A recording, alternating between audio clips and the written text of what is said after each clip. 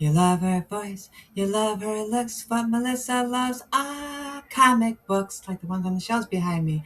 Hi, everybody. So, two quick announcements before we jump into it. One is that I can't even think. It's so hot in here. Okay, so one of the things is that it's nighttime right now. I normally don't like to record at night, but I'm doing it tonight because this is during that record heat wave that's going on around the country.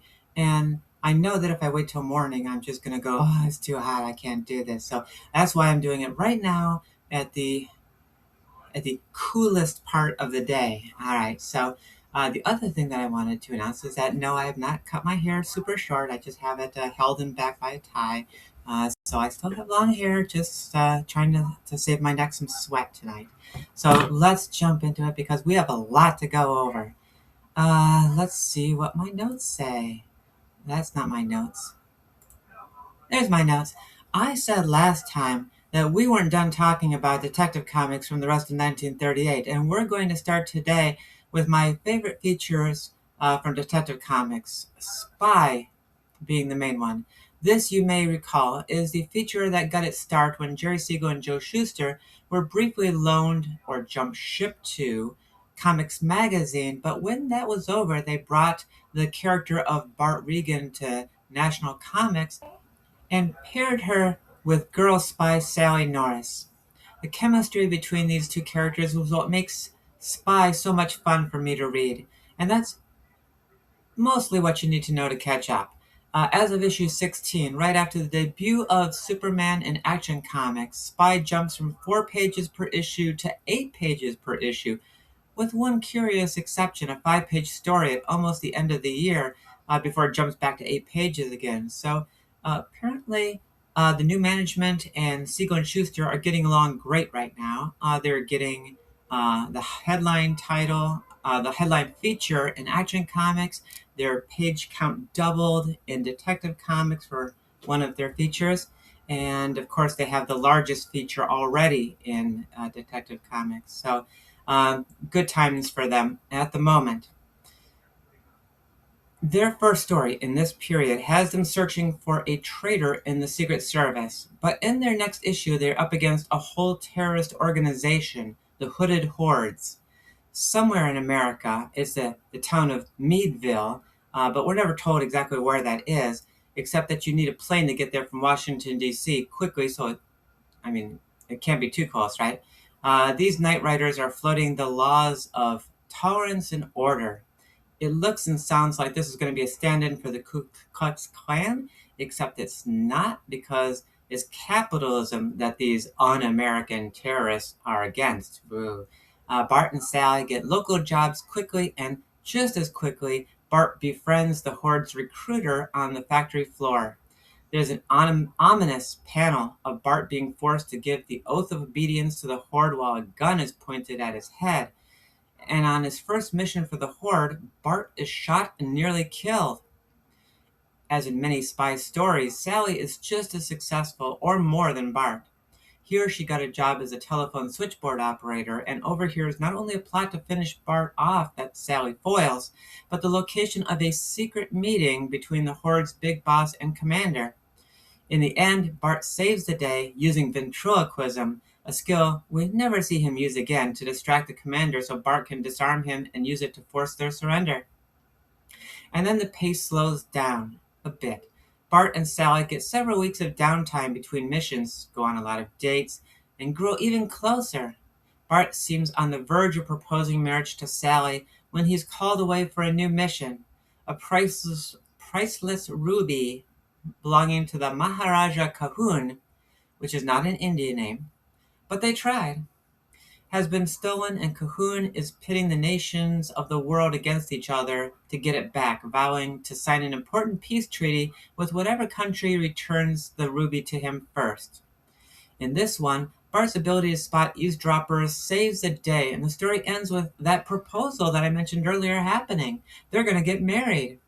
Of course, it also would have been nice if this was milked for a little more page count, because the idea of countries in a race against each other to secure this treaty, and enemy agents, now rivals, to complete this mission. That sounds like that would be pretty exciting for more than 8 pages.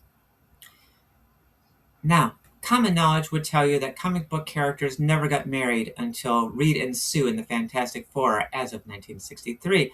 That characters and relationships were never allowed to progress to next steps, but be trapped in a limbo of the status quo, with the characters constantly cycling through a formula for stories. And you would not be wrong to be thinking about Superman and Lois Lane right now. But here we are, the same two creators, in just 2 years, have moved Bart and Sally at the breakneck pace of having their wedding happen in issue 18. It is not a hoax, it is not a dream, it is not an imaginary story. There's Sally in her wedding dress walking down the aisle to be wed to Bart. Except that then it doesn't happen because Bart's called away on a new mission.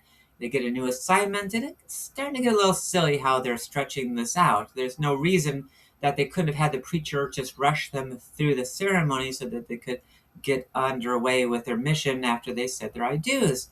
In addition to being this important story where two characters in a comic book almost marry, I mean, this is no matter what else happens in this issue, this is a landmark issue, right?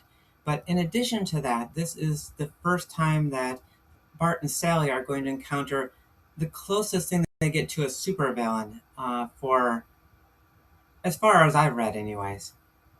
The details of that are that Rosa Ronaldo is a saboteur with a secret method of causing destruction no one has been able to pin on her, but Bart deduces she has a gimmicky super weapon, as many supervillains do, right? And the mirror in her powder case actually projects an invisible destructive beam. That's a pretty powerful makeup case. Ronaldo also suffers the most grisly death in the series to this point as Bart kicks the powder case so it turns to face her and blows her head off. Luckily, we don't actually see the gory details because um, this is the 1930s, and you don't show that in comic books. There's something else that's a first in this story. I've already gone over two. This is the first story that I can see clear evidence of another artist's hand assisting Schuster on art details. The chief is clearly drawn by someone else here, and doesn't even look like the chief as Schuster draws him. The strain of having to draw so many pages with his poor eyesight is starting to be too much for Schuster to do without help. And I think someone is helping with art on backgrounds as well by November, where someone has drawn way more brickwork here than Schuster would. Now, there's things to be said for completed artwork, but I actually think that this hinders his art style. I think that the unfinishedness of his art is a feature, not a bug, that projects energy to the panel. Like, you can't see the background clearly because the character in front of it is in motion. But if you draw in every brick behind Sally, then it looks like she is completely motionless the whole time, and it also flattens the image too. If the background has less detail, it pulls her forward towards the reader. In fact, most artists today don't draw in every brick. They just make the impression of the bricks being there, maybe with some examples of them. In a cartoony style, you draw even less of the bricks. Anyways, that's my point on that one. The December story too has this, with the backgrounds finished in way more detail than Schuster normally did. Now, that November story that I mentioned was also an interesting one, where Bart and Sally need to get into an embassy to look for a missing spy, and their first plans fail. And this is something worth talking about too. I had mentioned in my last episode about how Speed Saunders was failing sometimes, and this makes the characters more human, right? And when you expand the page count from 4 pages to 8, it gives you more opportunity to explore these avenues where the characters do fail and go in the wrong direction sometimes. Now, the third plan involves faking a fire and then sneaking in disguised as firefighters. And I was particularly tickled by this because I had just written some fan fiction where I used this exact same story element. I guess I wasn't original. The last story from 1938 has an ambitious story where many celebrities in various fields are dying mysteriously from heart attacks, and this includes a famous aviator who's the idol of the nation, and that's clearly code for Charles Lindbergh.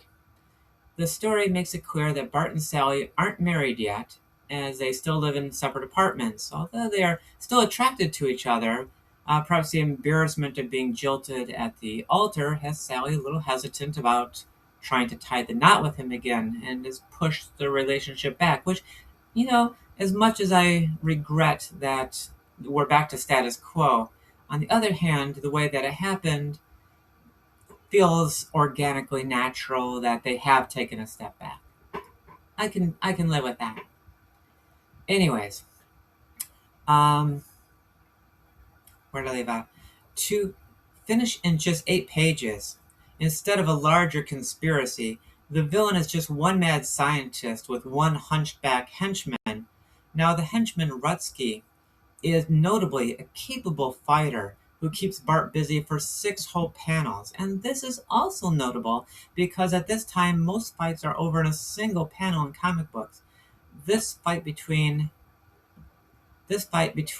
Reagan and Rutsky in 6 panels, to put it in context, is as explosive as like Superman fighting Doomsday for a whole issue. I mean, that's how different you have to think about this being. In this same story, Bart places a call to the Daily Star, the newspaper in Cleveland that Clark Kent works for. Now, this might be apocryphal because there's been no evidence to this point that Bart and Sally live in Cleveland. In fact, the stories seem to indicate that they live in or near Washington, D.C., not in Ohio. But the intention is clear, to place Spy and Superman in the same universe, just like Federal Men and Radio Squad existed together. Siegel was building shared universes before anyone else in comic books was doing so, which is, again, more incredibly exciting things. And I bring these up. I harp on them, if you will, because I want to emphasize for you that these two are not just the creators of Superman. They were doing mind-blowing stuff on a monthly basis in their other features. If they had never come up with Superman at all or never got him published, they should still be remembered today for these innovations. In fact, I'm just going to come right out and tell you that at some point I plan on doing an episode just devoted to these innovations so that I have it cataloged in one place, because I feel that strongly about it. Back to the stories. Now let's look at Slam Bradley stories from the same time period, and I have a lot to say about those too. Joe Shuster has invented the splash page in the first appearance of Slam Bradley. Remember this being a big thing that I harped on, but has now scaled back from that, which is something that they do. Like, to go off script again, if you will, Siegel and Schuster come up with all these brilliant things, and I'm going to go over a bunch more brilliant things, and then it's like they don't know what to do with their brilliance going forward. Like, sometimes I would think that it would be editorial fiat saying, no, you got to pull it back. This is too different from what everyone else is doing. But sometimes I think that like Siegel himself just doesn't know where to take that idea next. I think that might be what's going on here. But again, as I said in many episodes, this is all speculation. I can't prove anything of what I'm speculating about, but it is exciting to think about, right? Who is responsible for Spy and Slam Bradley not becoming bigger features than they were? Editor? Siegel? Someone messed up, because we still have Superman comic books today, but we don't have a Slam Bradley comic book today. Okay. You can mention in the comments section that we probably wouldn't have that because superheroes dominate the field, but never mind that. My point was that the first pages are still fewer panels to them. There's 5 panels instead of the typical 8. So there's something of the splash page left, but it's not as bold as it initially was. These stories remain 13 pages long, which gives Siegel and Schuster more room to add subplots, which is something that they've never had to rely on before to fill space. And a lot of these stories here from Slab Bradley are going to be very subplot heavy. The first story weighs in on the minor controversy of whether comic book stories are meant to take place in the month they go on sale or the month on the cover. And you may recall that these are two separate things, sometimes a month or more apart. In this particular story, we are told that it's set in the time of the cover month.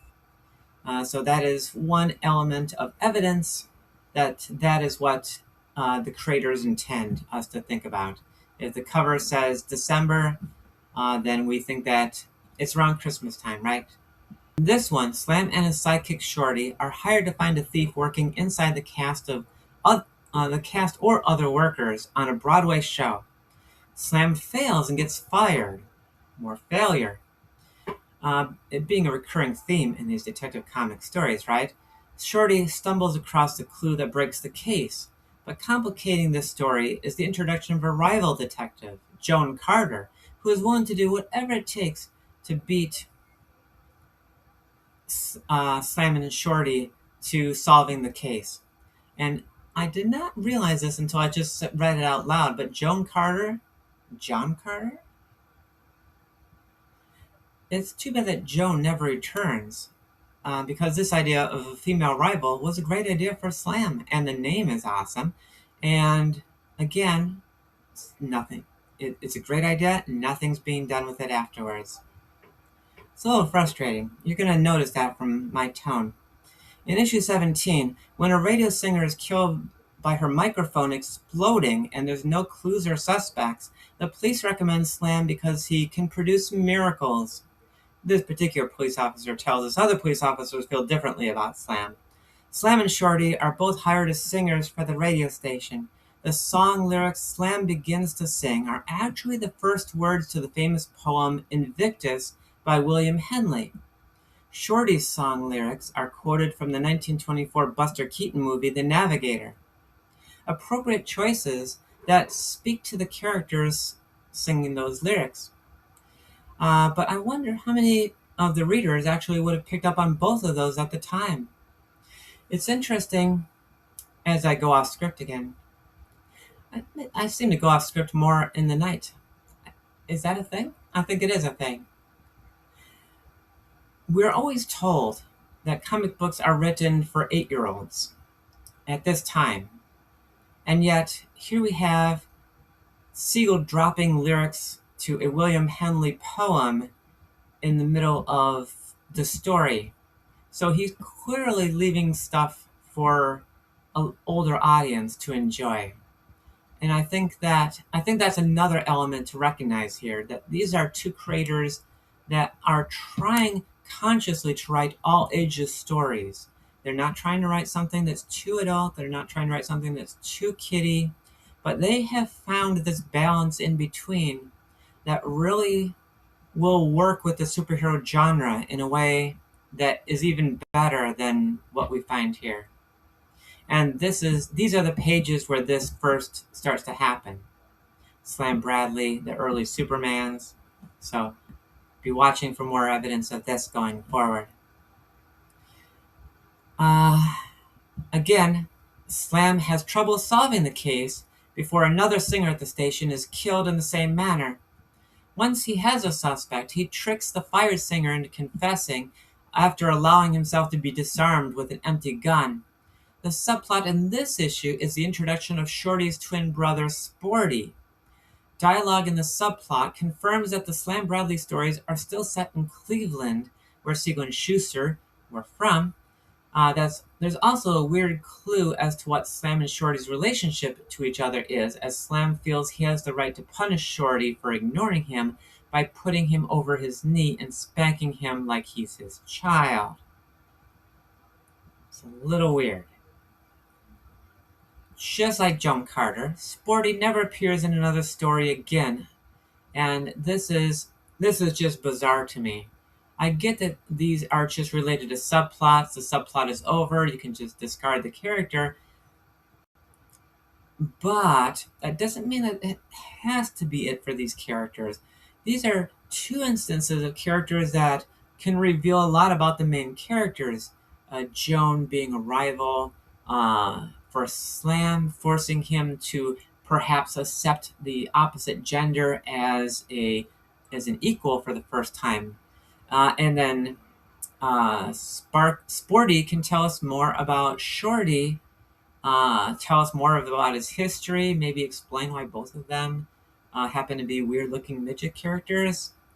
Maybe there's a in character explanation for that. Next story. Issue 18 story begins with Slam and Shorty driving through the countryside on vacation when a rocket comes flying overhead and lands near them. What a remarkable coincidence that these two creators had just happened to introduce Superman a few months earlier and in flashback landed on Earth in a rocket. And from here, that's this story and that story going completely separate directions, which is, I think, what was the point was. So in this story, the rocket has a girl with a gun inside.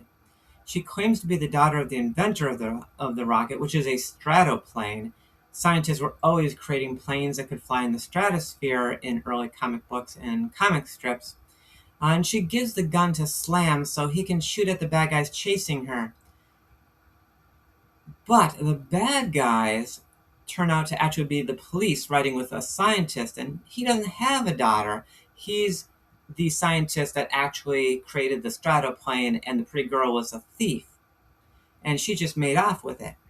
The scientist rides with Slam and Shorty back to his lab where he captures them and starts to torture them because he thinks that they were in on it and he wants to know where she is with the stratoplane. And then she and the gang that she's working with show up at the lab because they need a special formula to fly the stratoplane that it's just run out of. But the scientist, seeing that he's outnumbered, releases Slam and Shorty so that they can take on the bad guys, and then the scientist escapes to go escape in his stratoplane. Except that he's not the scientist, he's actually another thief that knocked out the real scientist, took over pretending to be the scientist that invented the stratoplane, and the daughter was actually the real scientist's daughter the whole time and was working with the first gang in order to find the scientist that was pretending to be her father so she could find out where her father was. It is a lot of plot twists for 8 pages. I can think of stories 3 times as long with fewer plot twists than this one. It is fun, it is rocking, it is something that we're not going to see from Siegel and Schuster again. They're not going to use this many plot twists in the future. And, oh, come on, guys. You've got this. You've got this. You've got subplots. You've got interesting new characters. You've got plot twists. Just keep running with it. Oh, no, let's move on. Siegel likes to throw unusual openings at us in these Slam stories. And the next issue has Slam come home to find an ape in his apartment threatening Shorty. It's not a revenge plot. No one sicked this ape on them. It just happened to come through their open window. This goes with the theme of these Slam stories, that they're not really great detectives.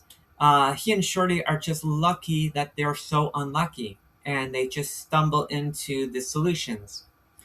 Following the ape leads to another damsel in distress character. This one is the daughter of a museum curator instead of a scientist, so they at least avoided the cliche a little bit there.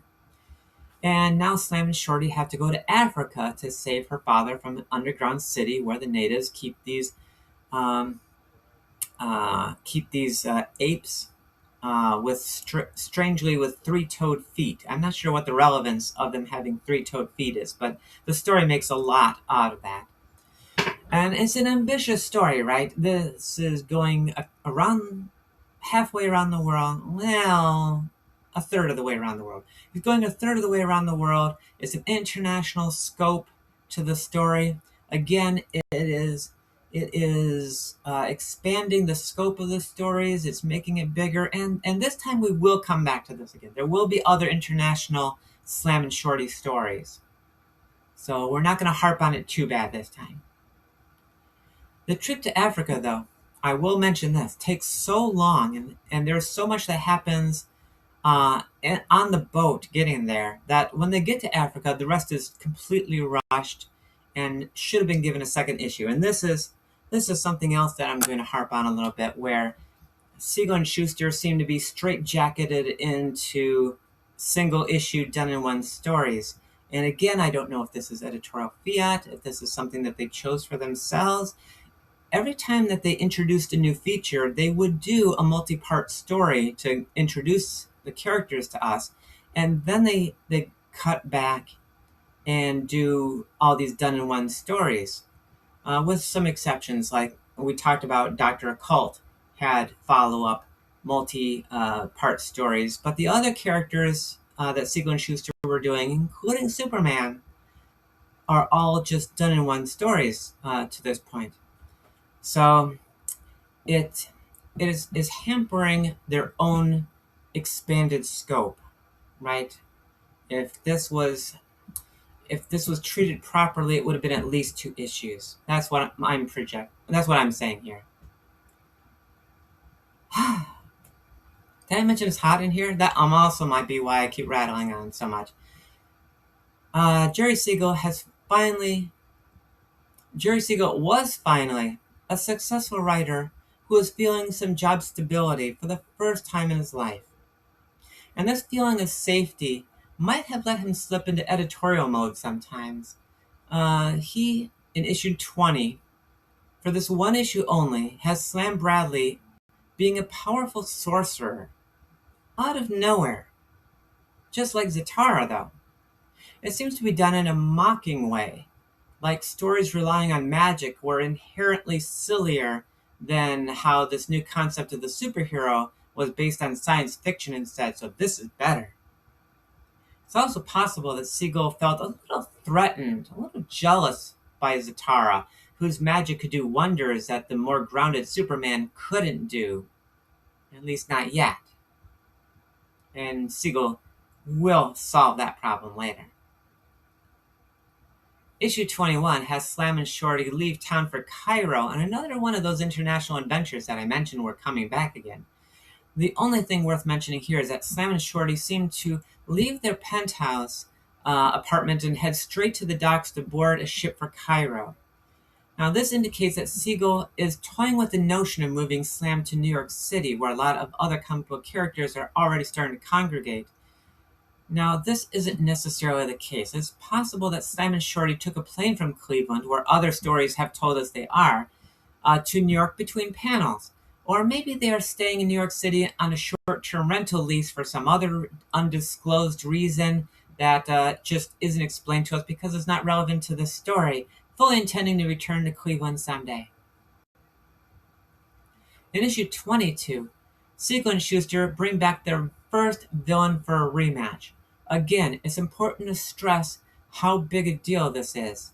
This is 1938. At Detective Comics Inc., the only recurring villains are Zatara's nemesis, the Tigress, and Barry O'Neill's nemesis, Fang Gao. At least I can't think of anyone else that would qualify. This was a big enough deal that for this issue, the order of the features was flipped around so that Slam goes first and Speed Saunders is at the back of the book instead. So this was recognized as a big deal. Unfortunately, Siegel seems to be more inspired by Leo O'Melia's Barry Gao because the villain he brings back is Fu On Yu. Besides that awful name, Slam also disguises himself to look Oriental in this story. I'm sorry, to look Chinese in this story. It's late, I'm hot and tired. But this is interesting because the stakes are higher and more personal now than the average Slam story. So we've done international stories that expand the scope. Now we're doing revenge-based stories bringing back recurring villains. So this is another area where we are expanding the scope of what can come in these stories. Shorty is somehow put in a trance, and to release him, Slam is ordered to kill a judge, just so Slam will get the electric chair for the murder. Slam tricks Fu on You with the help of a Chinatown detective, Yat Sin, and guess what new character never comes back again after this issue? In fact, uh, Fu on You dies in this story, preventing us from ever having a third appearance of this character, which, to be fair, is probably for the best. The final story is also notable for being finally Slam's first two-parter, and is this one ever ambitious? Slam and Shorty meet an inventor of a time machine, and he asks them to pick a date in the future to see. Now, Slam picked 2000 AD. Now, this would have been really easy for us to confirm if anything was right that occurs in the story. But that's not what we get out of this, because Shorty thinks bigger, and he says, let's go see 2 billion AD. And the scientist says, yeah, okay. And they just do it. Because what could go wrong? Siegel predicts there will be life on Earth at this point, which scientists currently do not agree on. He also predicts the sun won't be around anymore, and man will have replaced it with an artificial one. And is it shocking that we survived that cataclysm? What a story that would have made. Man is no longer the only intelligent species. Plants and birds have been uplifted somehow into humanoid form and given human level intelligence.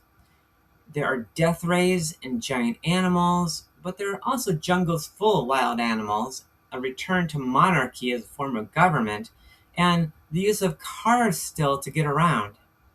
Interesting combinations. Now, I know this is a long episode, right? I've been going on for quite a while now. But I did say that I was going to talk about 3 features last time, so I'm kind of bound to do it now. But that's okay, because the last feature we're going to talk about is Crimson Avenger, and I really don't have as much to say about that one. Crimson Avenger's main claim to fame is being the first Mystery Man character introduced in Detective Comics before Batman. He is a Green Hornet clone in almost every guard save color, down to his gas gun and Asian chauffeur sidekick. The Crimson Avenger doesn't debut until August, 3 months after Superman, during a minor shakeup in the title where Inspector Kent of Scotland Yard got cancelled, and after Kent's first exciting story, too, where Kent goes up against a pulp-style villain called the Raven with an invisibility formula. And this is not the first time we've seen this either, where we know a story's getting canceled, so we just go out on a bang and they get their best story ever. And I have a new theory about that, why that happens too, that I don't think I mentioned last time. I think that's hoping that the editor will remember the artist and the writer better if they do that the next time they're hiring.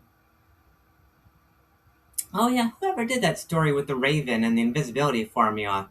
Was it that guy? Those 2 guys doing the Inspector Kent story? Let's get them back. I think that might be what they were going for. Also borrowed, and I use that word generously. We could also say steal from Green Hornet is the fact that Crimson Avenger wants everyone to think he's a bad guy. Instead of going after a crooked lawyer in his first adventure, who pays people to bear false witness by roughing him up the way that Superman would, for example, the Avenger, or actually Crimson as they call him in the stories, he's the Crimson Avenger in the title of the feature, and in the story he's almost always called the Crimson, until later on when they drop that idea. But anyways, Crimson has a more convoluted plan where he pretends to hire the lawyer to provide him with an alibi for killing the DA, the district attorney. Then the Crimson purposely botches the job after leaving the lawyer's fingerprints on the would-be murder weapon. It seems like a lot more could go wrong with this story, but hey, it's a 6-page feature, so there's not much that can go wrong in 6 pages. In subsequent outings, Crimson Avenger, or just Crimson, tackles a gang of grave robbers, crooks trying to steal what information the DA has on the Crimson Avenger. The Avenger gets a very rare cover feature, a cover appearance on that one. And his last outing of the year has a racketeer murdering his competition to be head racketeer, or a kingpin of crime, if you will, by turning hoodlums into zombies via radio waves. Although, in that last story, he must be out of sleeping gas because he decides to wield two Ooh, I'm almost done. I get to stop talking soon. He decides to wield two twin semi-automatics, all of the Shadow, for just that one story. And it's not all that great. Definitely not that original, and it's easy to see why Batman will quickly overshadow this character. That is all I have to say about the Crimson Avenger for now. And I am done with this episode. So I'm going to let you go back to dealing with the heat wherever you are. I think I'm going to get ready for bed. And I will see you next time. Thanks for listening, and have a great night. Bye-bye.